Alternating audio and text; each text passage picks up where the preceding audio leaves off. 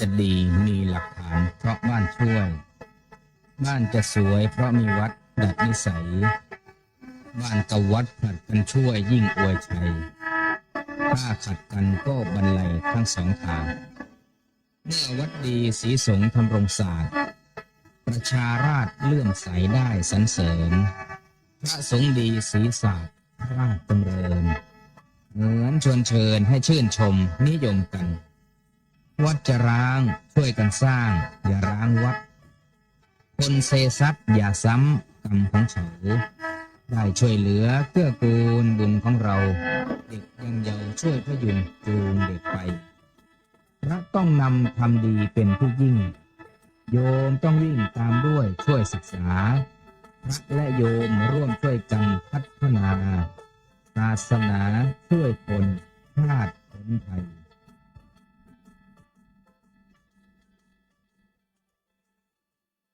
ขอความนอบน้อมแด่พระรัตนตรัยขอถวายความเคารพพระเถรานุเถระทุกรูป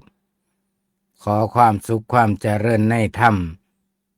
จงมีแก่ญาติโยมสาธุชนคนใจบุญทุกท่านทุกคนที่กำลังติดตามเราฟังสถานีวิทยุวัดผิดโสภาราม ฟังธรรมะกับสาระดีๆ FM 102.75 เมกะเฮิรตซ์ในกำกับของมหาเถระสมาคมสถานีวิทยุวัดพิโสภารามตั้งอยู่ที่เลขที่43หมู่2ตำบลเก่งเหนืออำเภอเขมราชจังหวัดอุบลราชธานีรหัสไปรษณีย์34170หมายเลขโทรศัพท์0929092554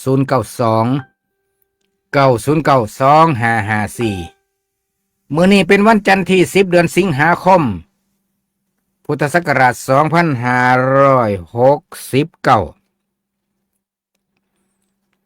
เป็นอยู่ในเดือนช่วงเอิ้นว่าเดือนนี้ก็เป็นเดือนสำคัญอีกเดือนหนึ่ง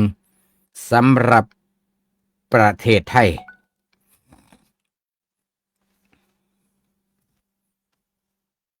คนไทยหูจักกันดีว่าเดือนสิงหาคมนี่เป็นเดือนแม่เป็นวันแม่นะ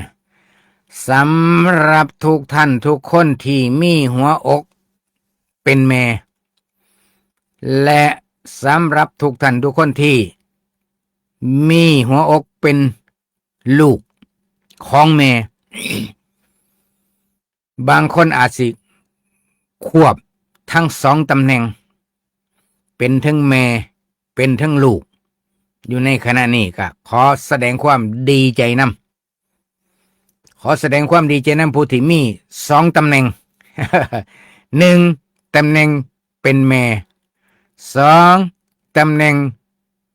เป็นผู้มีแม่หมายถึงยังดูแลอุปถัมภ์ประทาก คุณแม่ในฐานะเป็นลูกสนาความจริงทุกคนก็มีแม่เบิดนั่นละเพียงแต่ว่าคุณแม่เพิ่นยังอยู่ให้เฮาดูแลบ่หรือคุณแม่เพิ่นบ่ได้อยู่ให้เฮาดูแลแล้วณปัจจุบันนี้สนาความหมายอันนี้คือรายการบอกข่าวเช้าพุธประจำวันจันทร์ที่10เดือนสิงหาคม2569ดำเนินรายการโดยอาตมาภาพพระครูเกษมพิษโสพล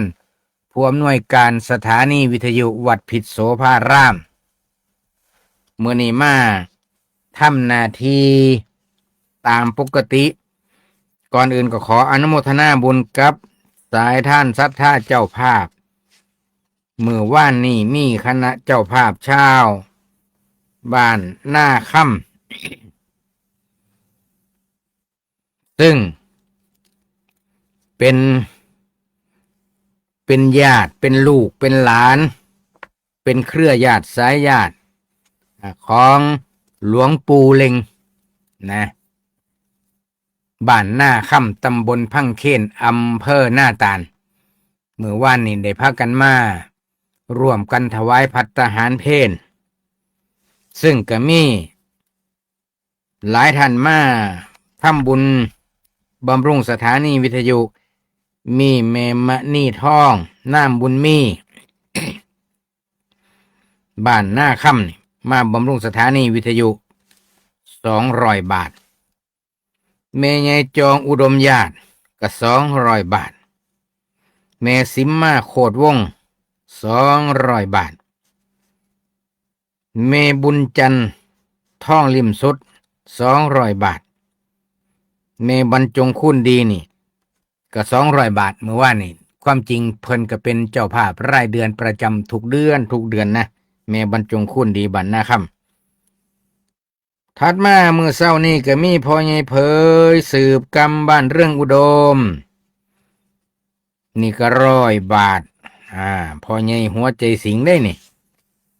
พ่อใหญ่เผยสืบกรรมนี่อาตมาเอิ้นว่าพ่อใหญ่ใจสิง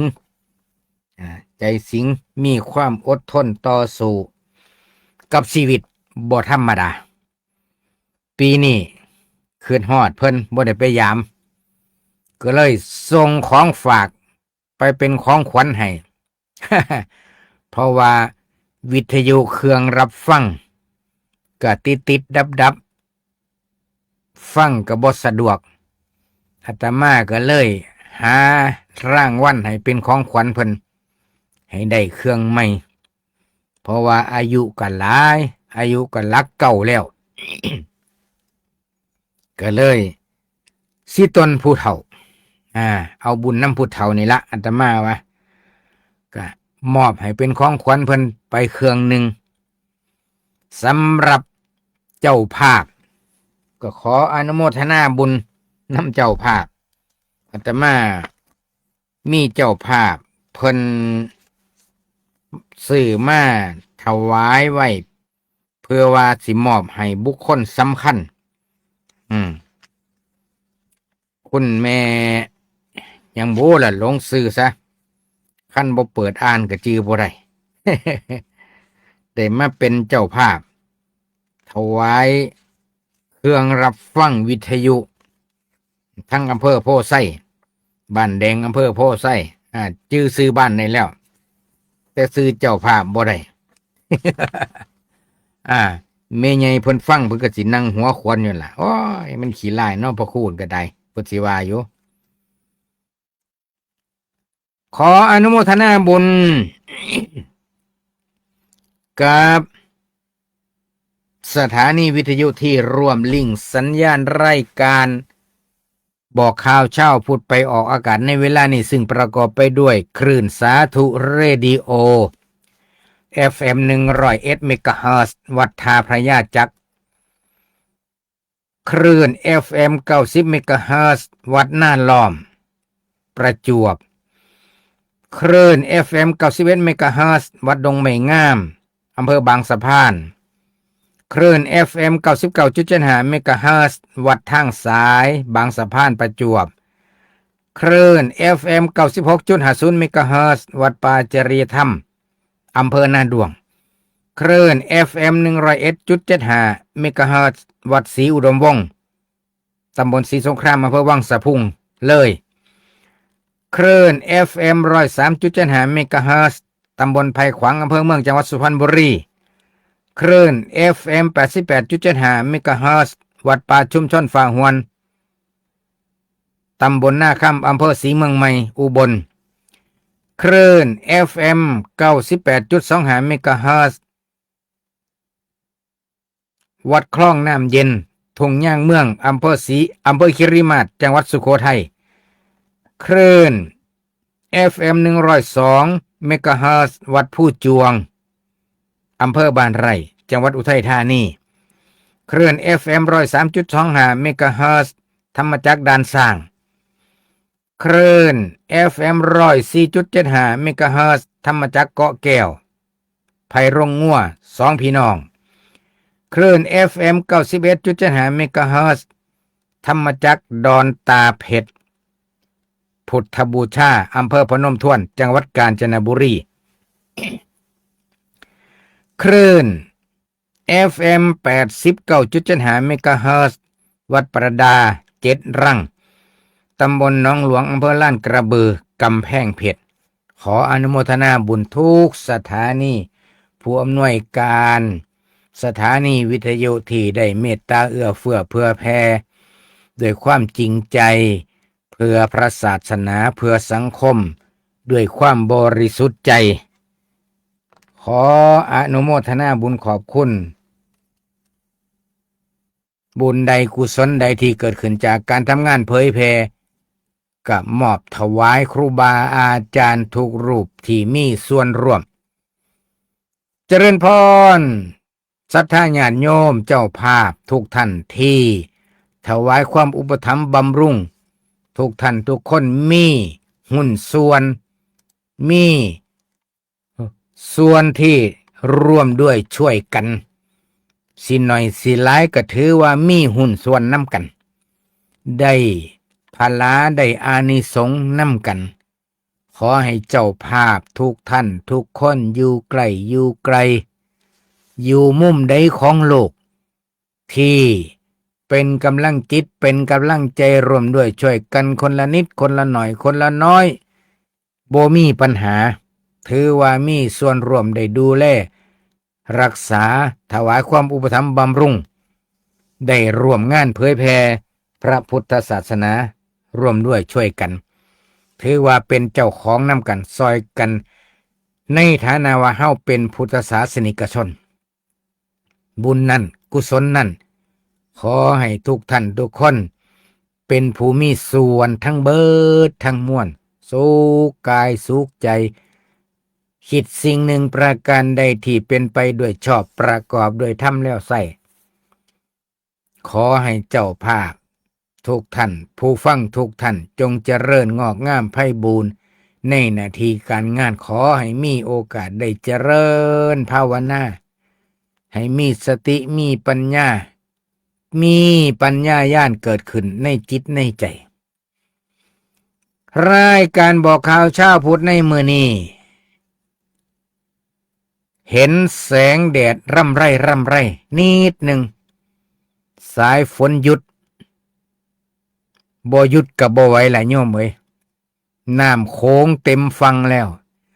นครพนมท่วมเต็มทีแล้วก็แสดงว่าพื้นที่ต่ำพื้นในที่ต่ำก็สิท่วมก่อนถัดมากับมุกดาหารตอนนี้ทั้งเข็มราชกำลัง เมื่อวานนี่เหลือบันไดอยู่15ขั้นทั้งเข็มราชนะเมื่อวานนี่นะเหลือบันไดเพราะว่าท่าโขงอยู่ที่หน้าวัดกลางวัดชัยภูมิการามสิมีบันไดหลายๆวัดสิมีท่าน้ำเบิดริมโขงแถวเข็มราชสิมีบันไ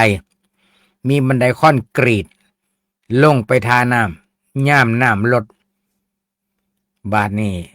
เหลือบันไดอยู่15ขั้นเมื่อวานนี่มื้อนี้ยังบ่ทันได้เช็คอินว่าเหลือจักขั้นนี่คือภาวะจากพายุฝนเข้ามาก็เป็นธรรมดาเป็นฤดูกาลที่เอิ่นว่าฤดูฝนก็มีฝนก็เป็นธรรมดาของธรรมชาติแต่ว่าพี่น้องอยู่สายโขงหรืออยู่ใกล้น้ำอยู่ที่ต่ำก็ให้ระมัดระวังเตรียมตัวนะเตรียมตัววางแผนสิอพยพสิโยกสิย้ายอย่าลืมตรวจสอบสภาพบ้านของเฮาเฮือนซ่านบ้านซองของเฮา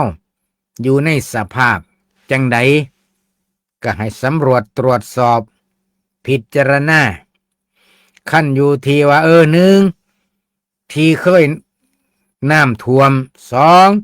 แม่นว่าบ่เคยถูกน้ำท่วมก็ให้ระมัดระวังถ้าหากว่าเบิ่งแล้วพิจารณาแล้วน้ำมาใกล้แล้วก็บ่ควรประมาทฝากเอาบุญเด้อญาติโยมสาธุชนทั้งหลาย ต่อไปก็ขออนุญาตทักทายผู้ฟังอยู่ทั้งบ้านทั้งจอคอมพิวเตอร์เนี่ยตัวหนังสือสีใหญ่ๆเนี่ยจังน้อยพ่อบ่ได้เพ่งสายตาแห้ง มื้อนี้เจริญพรคุณพ่อเปรมที่ติดตามรับชมรับฟังเพิ่นว่ากราบนมัสการหลวงพ่อเจ้าค่ะว่าคือว่าจังซั่นเนาะ ชื่อเพิ่นเพราะว่าพ่อทองเปรมน้องทองมา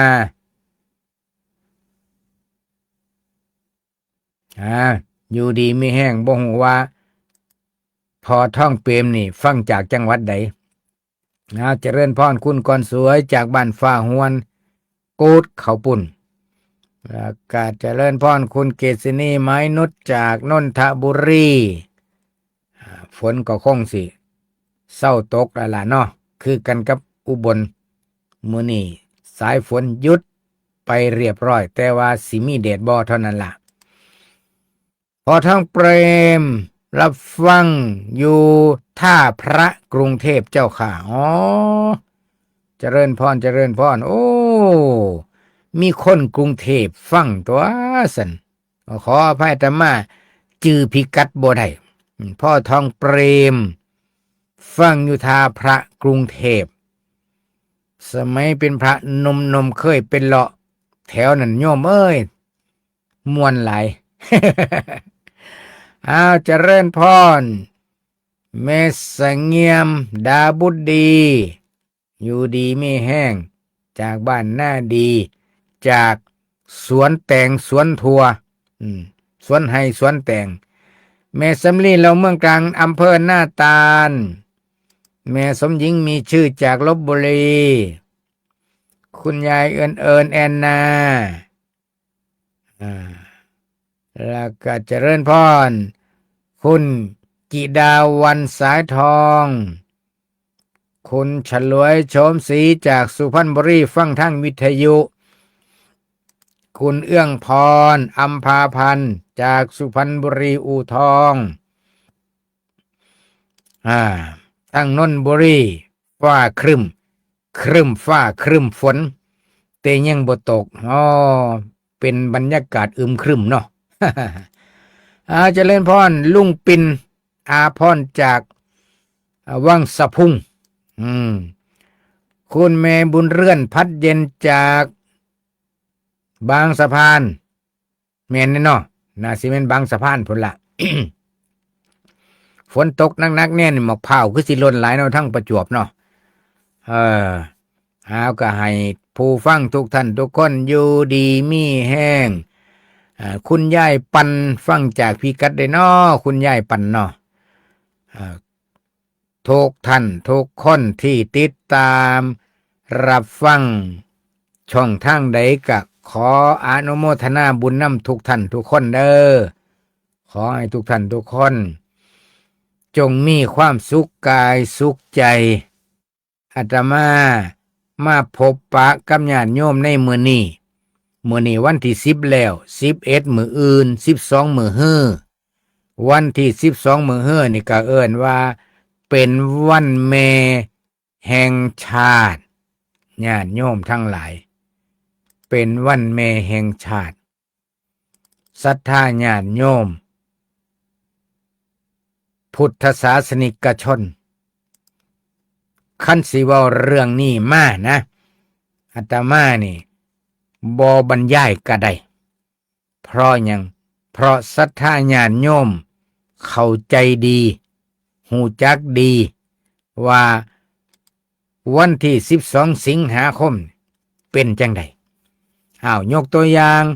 สำนักปฏิบัติธรรมประจำจังหวัดเพชรบุรีแห่งที่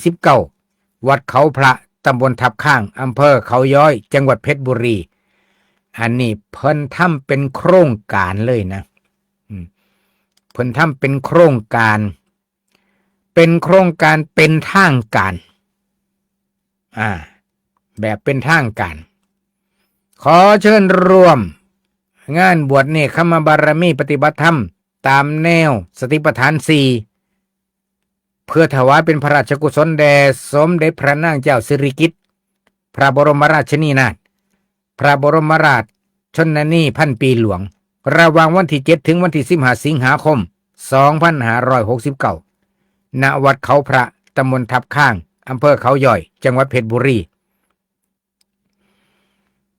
นี่เพิ่นเฮ็ดเป็นทางการงานโยมผู้ใดอยู่ไกลสนใจ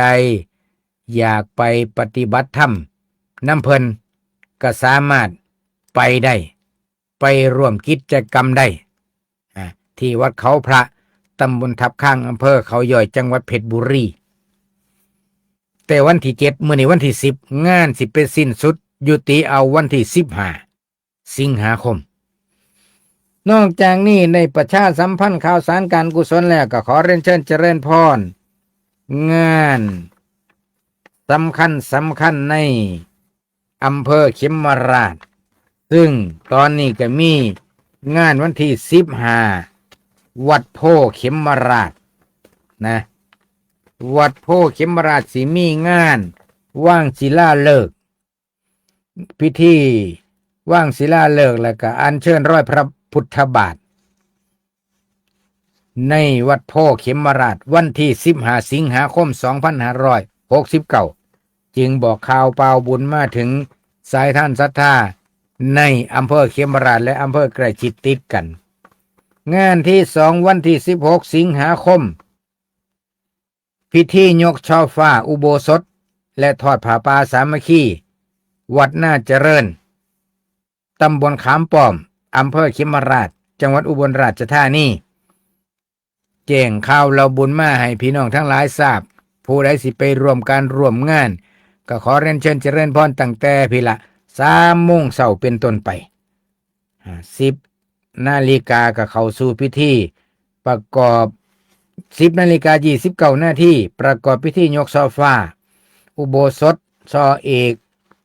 เป็นอันเอกมีตั้งขบวนแห่ต้นผาป่ารอบอุโบสถประกอบพิธีทอดผาป่าสามัคคีอันนี้ก็เพื่อเป็นการระดมทุนเพราะว่าอุโบสถนี่ก็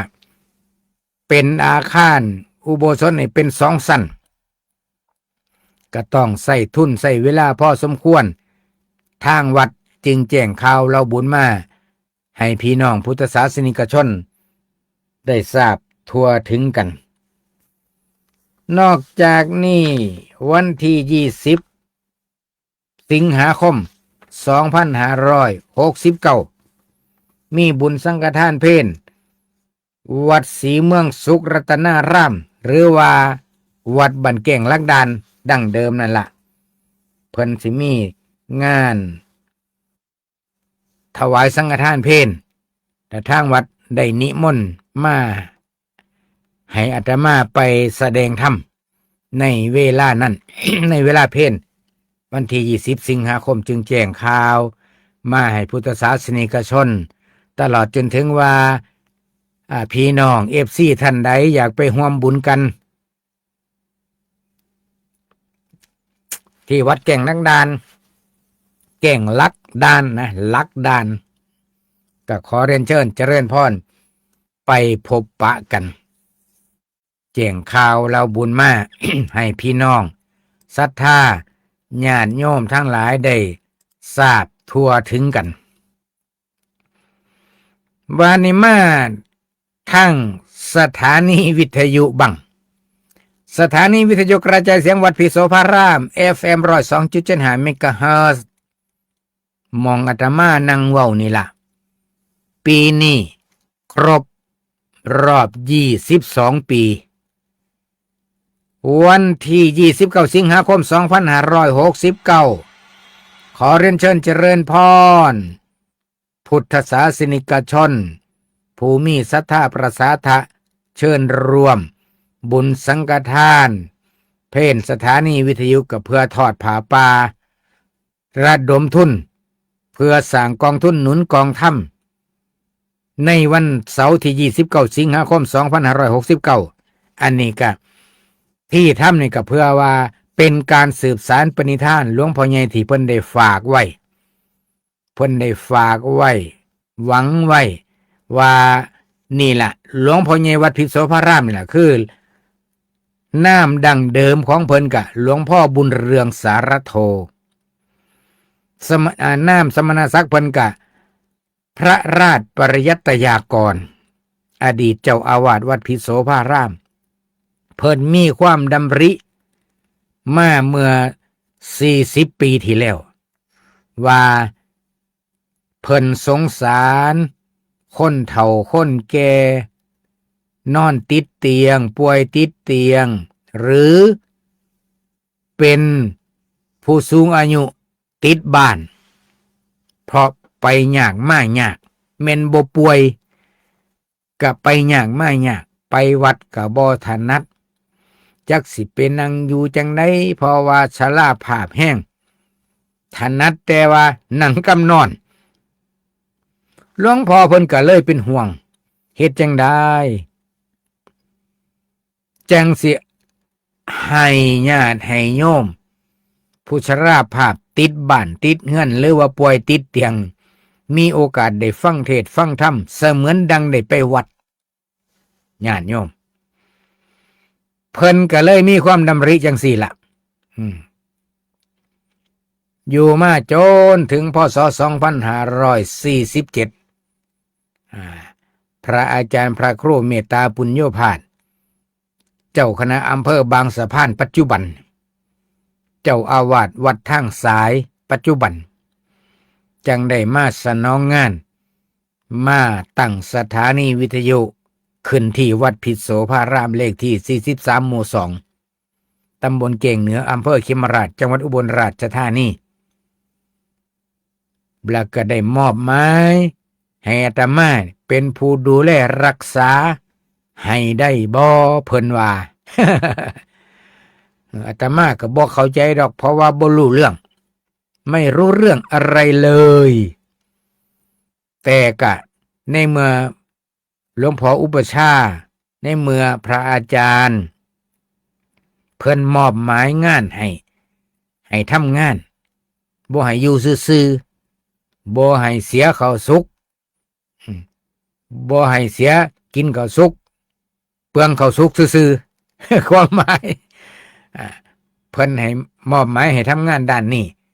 ก็ต้องทำเป็นบ่เป็นอีกเรื่องหนึ่งแต่ว่ากะทำเมื่อรับปากรับคำว่าทำอาจารย์เพิ่นกะหาวิธีให้มีความรักความรักความรู้ให้มีความรู้ในการทำงานชี้แนะแนวทางให้ทำงานจังว่าได้ดำเนินการมาครบ22 ปีแล้วญาติโยมสถานีวิทยุเฮาอยู่ไปแบบตามธรรมชาติสืบเดือนสืบปีไปกิจกรรมสถานีวิทยุมีปีละ2 ครั้งจัดกิจกรรมปีละ2 ครั้งนี่ก็เพื่อว่ายังเพื่อสิต่อลมหายใจให้กับสถานีวิทยุครั้งแรกของปีแต่ละปีก็คือ18 กุมภาพันธ์จัดกิจกรรมทอดผ้าป่าสามัคคีระดมทุนกันเป็นครั้งแรกของแต่ละปีครั้งที่2ก็อยู่ในช่วงเดือนสิงหาคมของทุกปีคือกันแล้วแต่ว่าสิถือวันที่ใดก็แล้วแต่ปีนี้ทั้งคณะสงฆ์อำเภอเขมราชเพิ่นให้มื้อให้วันมาโยมอาตมาบ่ได้ขอแต่ว่าเพิ่นให้วันมาเอาวันที่29 สิงหาคมเด้อเพิ่นว่าอาตมาก็ครับรับเอา จัดกิจกรรมปีนี้มีพิเศษนะโยมนะสิมีพิธีมอบใบอนุญาตสถานีวิทยุดังนั้นสิมี1ละมอบใบอนุญาตสถานีวิทยุ2สิมีพิธีจับสลากลงทะเบียนจับสลากรับของขวัญฉลองครบ22 ปีครบ22 ปีดังนั้นจึงขอเรียนเชิญเจริญพรศรัทธาญาติโยมได้มารวมกันมาระดมทุนซอยกันคนละเล็กคนละน้อยคนละหน่อยคนละหลายบ่มีปัญหาโยมที่สำคัญก็คือทางสถานีวิทยุของเฮาบ่มีการแจกซองผ้าป่าบ่มีการแจกซองผ้าป่าอันนี้แล้วแต่ผู้ศรัทธาเท่านั้นหน่อยหลายเฮาบ่ว่ากัน ศรัทธาอาตมาเข้าใจคำว่าเรื่องของศรัทธาเพราะว่าขั้นผู้เพิ่นศรัทธาเพิ่นก็มาเพิ่นสะดวกใจเพิ่นสบายใจเพิ่นก็มาได้ขั้นผู้มีศรัทธาบ่สะดวกบ่สบายเพิ่นก็มีวิธีของเพิ่นขึ้นอยู่กับศรัทธาคือหยังศรัทธาคือความเชื่อหยังเชื่อบาปเชื่อบุญเชื่อคุณเชื่อโทษเชื่อว่าประโยชน์โลกนี้มีจริงประโยชน์โลกหน้ามีจริงประโยชน์ของการ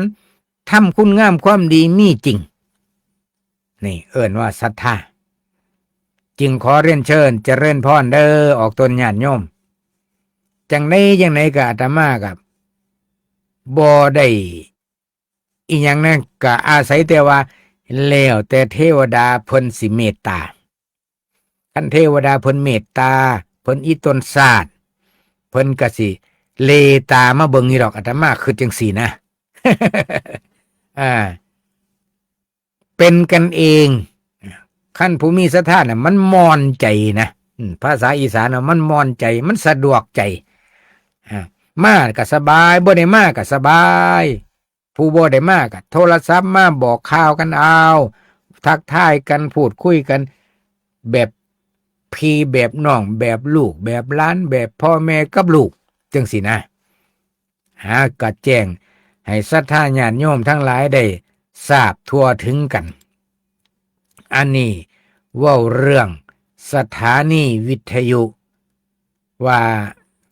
วัดพิษโสภารามอยู่ได้มากถึงครบ22 ปีนี่เอิ้นว่าเพราะสายทานศรัทธาของญาติโยมล้วนๆนะเพราะสายทานศรัทธาของพี่น้องญาติโยมพุทธศาสนิกชนล้วนๆตลอด22 ปีก็ถือว่าบ่ธรรมดาคันสิคิดย้อนหลังย้อนอดีตไปแล้วบ่ธรรมดาดังนั้นงานนี้ญาติโยมก็อย่าลืมว่าพระอาจารย์สรายุทธใส่คำใส่ประโยคว่าร่วมสร้างวัดในอากาศร่วมสร้างธรรมะบนท้องฟ้าสถานีวิทยุกระจายเสียงเพื่อการเผยแผ่พระพุทธศาสนานี่ตอนนี้พระอาจารย์สรายุทธนี่ก็มีสถานีวิทยุที่ดูแลรักษาดำเนินการทุกกระเบียดนิ้วกัน5 สถานีนะเป็นผู้ดำเนินการในนามวัดท่าพญาจักรมีธรรมจักรผู้จวงมีธรรมจักรด่านสร้างมีธรรมจักรเกาะแก้วมีธรรมจักรดอนตาเพชร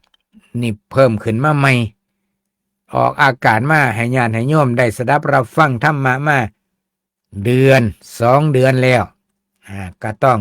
ญาติโยมก็ต้องซอยกันดูแลซอยกันเบิ่งแย่งฝากความคิดฮอดคิดถึงทุกท่านทุกคนเด้อที่ได้คลื่นมาใหม่ขอแสดงความดีอกดีใจกับพุทธศาสนิกชนที่ได้คลื่นไม่รับฟังจากวัดผู้จวง FM 102อำเภอบ้านไร่และก็ธรรมจักรด่านสร้าง FM 103.7 103.25 เมกะเฮิรตซ์อันนี้อาตมาได้ไปร่วมกิจกรรมไปทอดผ้าป่ามาธรรมจักรเกาะแก้ววัดไผ่โรงงัวอำเภอสองพี่น้องอันนี้ 104.75 เมกะเฮิรตซ์ช่องนี้สัญญาณนี้น่าสิฟังไปได้ไกลพอสมควรเพราะว่าได้ไปเซอร์เวย์เลาะเบิ่งกับพระอาจารย์สรายุทธอยู่ก็ฟังได้ในบริเวณที่ใกล้เคียงบ่ขี้ลายและธรรมจักรดอนตาเพชรวัดพุทธบูชา FM 91.75 เมกะเฮิรตซ์อำเภอพนมทวนนี่ก็ฟังไปได้หลายหม่องหลายตำบลคือกันพี่น้องบางท่านบางคนอาจจะจังได้นอเอากะมุนมา91.75หรือ104.75 ก็ได้แถวนี้ฟังได้ในพื้นที่ติดต่อกันฝากความคิดฮอดคิดถึงทุกท่านทุกคนขั้นทั้งดอนตาเพชรพนมทวนกับแม่ใหญ่แตงอ่อนทีมงานของเพิ่นที่เป็นFCตัวยงคือสิอยู่ดีไม่แห้งสุขกายสุขใจเจริญพรคุณแม่พองคำแก้วฟังทางวิทยุเจ้าค่ะสาธุโมทนาคุณก่อนสวยบอกว่าผู้ขาสิไปร่วมบุญยกโซฟาอยู่ค่ะสาธุมาFC สถานีวิทยุ102.75 เมกะเฮิรตซ์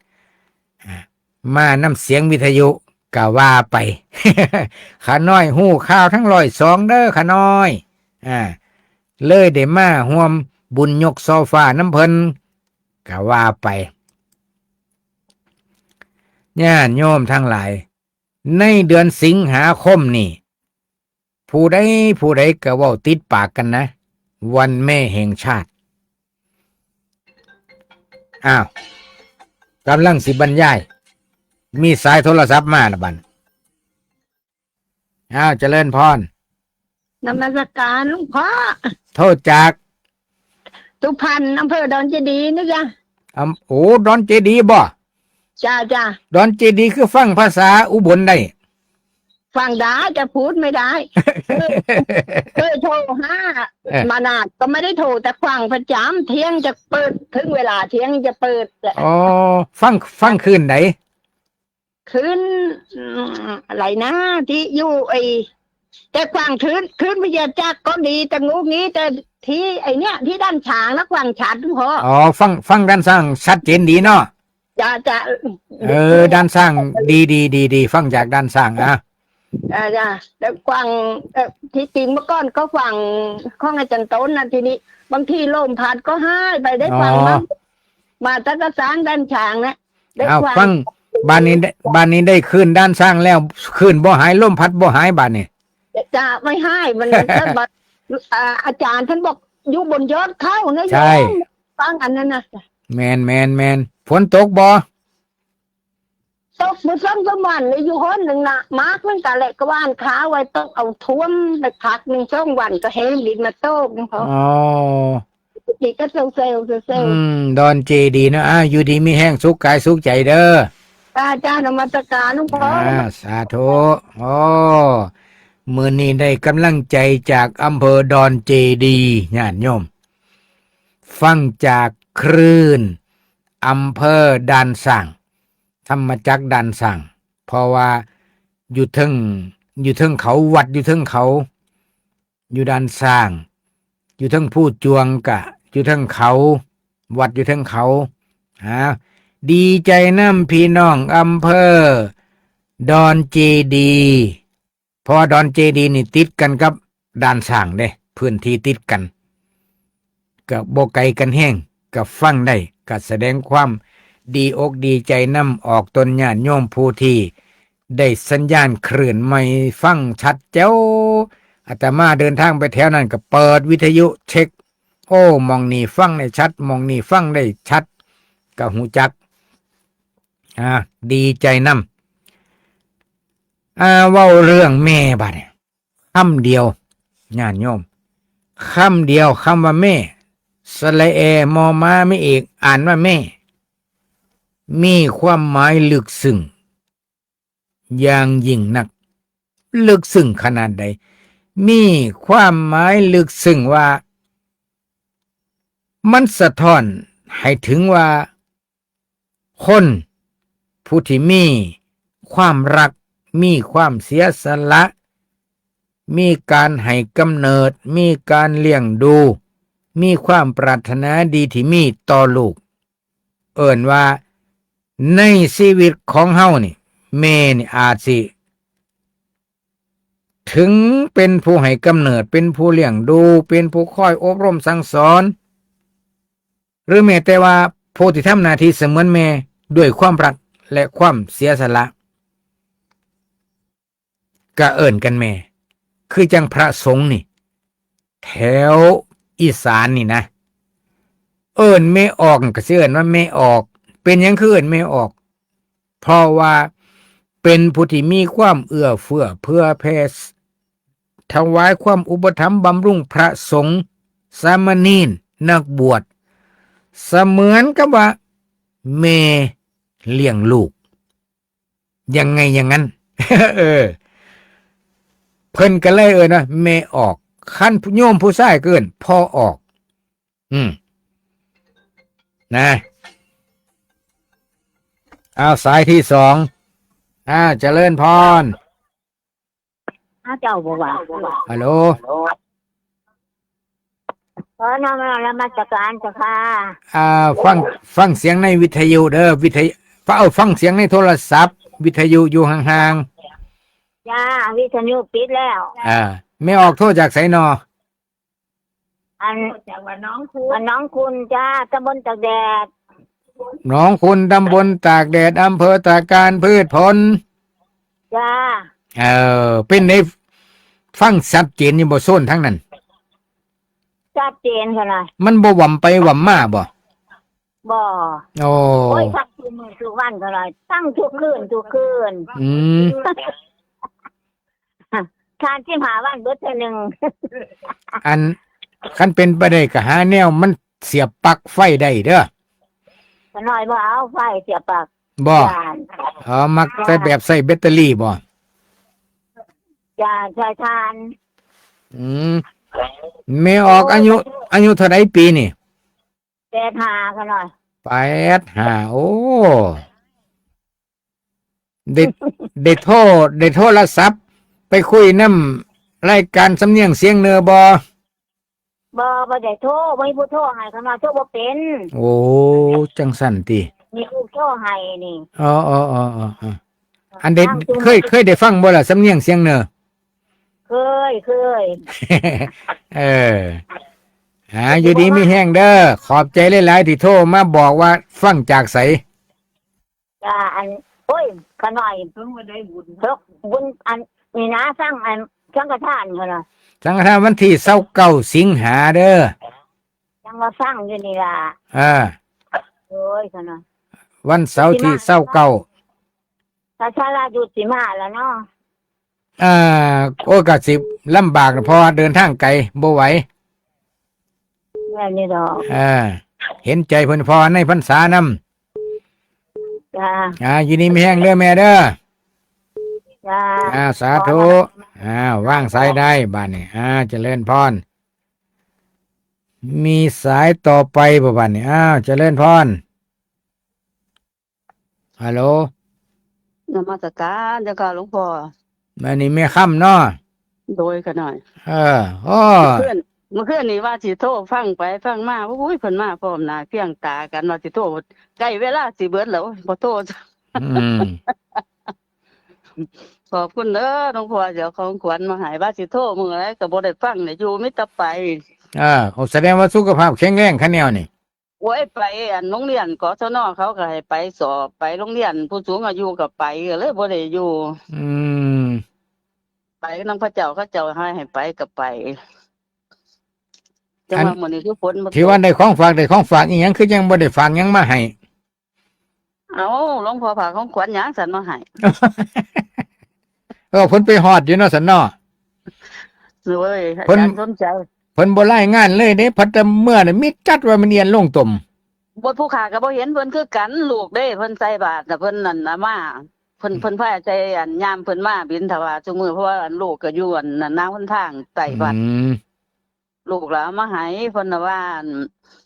นั่นอยู่คันสิให้อยู่บ้านให้แม่ยายเปิดก็บ่ได้ให้มาเพราะว่าแม่จังหันก็หลายคนคือสิให้แต่ผู้เดียวแต่เพิ่นก็ใส่ยามมาบิณฑบาต ของกินหน่อยจนใจผู้สิแบ่ง จังว่าลูกสาวว่า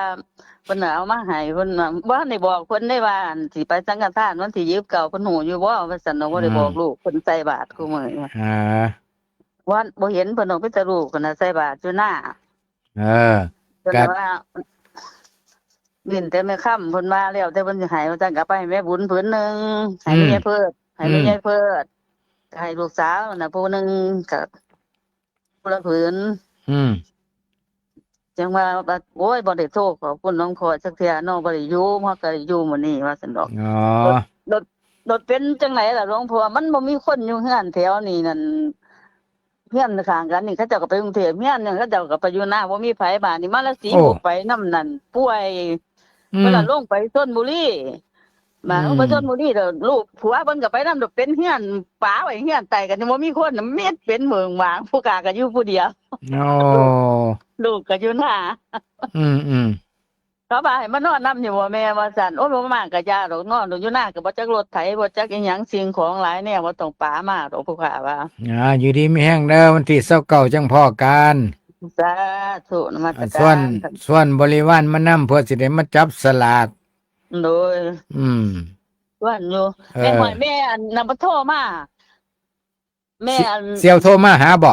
เพิ่นโทรมาเพิ่นว่าอยากไปอยู่เพิ่นว่าอยากไปเฮ็ดจังไดล่ะเพิ่นว่าบ่ห้ามมารับเอาบ่ผู้ขาว่าโอ้ยบ่เป็นห้ามเด้อไกลก็ดอกออกมาหาที่หน้องผือผู้ขาว่า บ่ยากดอก เดี๋ยวสิให้มีพนักงานไปรับดอกสิให้น้องชายลาเพิ่นไปรับ เพิ่นว่ามารับแหน่สิให้ดอกค่ารถเพิ่นว่าผู้ขาว่าหวยให้ก็บ่ได้ว่าดอกค่ารถบ่เพราะโลกเพิ่นมื้อน่ะเพิ่นว่าแล้วเดี๋ยวจังคุยกันอีกเนาะสนาเพิ่นว่า ตอนนี้สวนเถาอยากมาอยากไปอยู่มันมา อืม เขามาครับแม่สิให้ดอกค่ารถเพิ่นว่า อืม เดี๋ยวจังคุยกันอีกเพิ่นว่า อืม ผู้ขาว่าห้อยบ่ไปเอาของขวัญบ่ได้แล้วได้ของขวัญผู้ขาว่าห้อยของขวัญอีหยังเพิ่นว่าไปโลดเพิ่นอยากจักผู้ขาว่า อืม เพิ่นโทรมาหาเดี๋ยวเพิ่นมาใกล้มื้อจังคุยกันอีกเนาะเพิ่นว่า เจริญพรแค่นี้ก่อนเด้อ ทูนมาตรการกันว่า อยู่ดีมีแห้งสุขกายสุขใจ แม่คำแก้วจูทั้งอำเภอปทุมราชวงศาเคยพาไปฟังเทศน์สอดแจ้ง ยังมีลูกศิษย์บางคนอยู่ทั้งพูนทั้งอำเภอพิบูลปีหน้าสิพาไปเอาบุญทั้งวัดทั้งสายโมเมนต์ปีหน้าแล้วล่ะเผลอๆอาจสิปลายปีนี่ละสิพาไปเอาบุญวัดทั้งสายไปเปิดหูเปิดตาไปเบิ่งทะเล เบิ่งน้ำโขงเบิ่งน้ำมูลกับทะเลมันสิคือกันบ่อันนี้ก็เว้าถึงเอาเรื่องเว้าถึงเรื่องเมวันเมนี่ก็จังสิมาเว้ามาคุยในมืออื่นต่อไปอีกให้ญาติให้โยมได้ตระหนักถึงเรื่องนี้ความจริงบ่มีผู้ใดดอกที่บ่ฮู้จักทุกคนฮู้จักดีวันแม่ทุกคนมีแม่หลายๆคนเคยมีแม่หลายๆคนแม่จากไปแล้วก็เป็นไปตามกาลเวลาตามธรรมชาติแต่ถึงจังไดก็ตามเมื่อแม่จากไปแล้วเฮาบ่ได้หมายความว่าเฮาสิเลิกรำลึกนึกถึงแม่บ่แม่นเฮายังจำเป็นจะต้องสร้างคุณงามความดีเพื่อแม่อยู่คือเก่าเจริญคุณงามความดีให้พินโยยิ่งขึ้นไปอย่างน้อยๆเฮาก็เป็นผู้มีความดี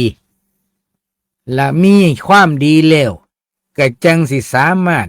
อุทิศบุญอุทิศกุศลไปให้ญาติของเฮาตอนนี้ทั้งสถานีวิทยุได้มีเพลงธรรมะออกมา1เพลงชื่อเพลงว่าผู้รอความหวังเดี๋ยวตอนบ่ายจังรอฟังน้ำนุ่มดีโดสิเปิดให้ฟังผู้รอ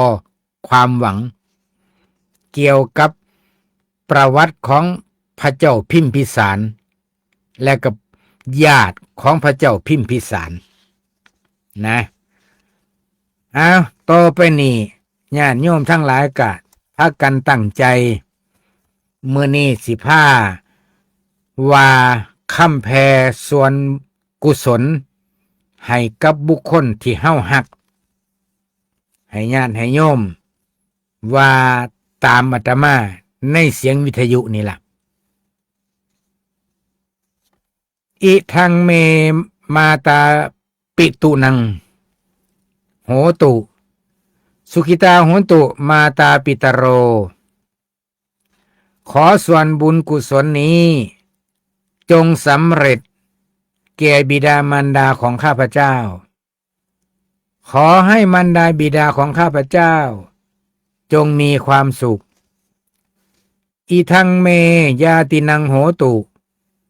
สุขิตาโหตุยาตโยขอส่วนบุญนี้จงสำเร็จ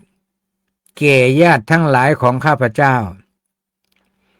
ขอให้ญาติทั้งหลายของข้าพเจ้ามีความสุขอีทังสัพพะเทวานังโหตุสุขิตาโหตุสัพเพเทวาขอส่วนบุญนี้จงสำเร็จแก่เทวดาทั้งหลายทั้งปวงขอให้เทวดาทั้งหลายทั้งปวงมีความสุข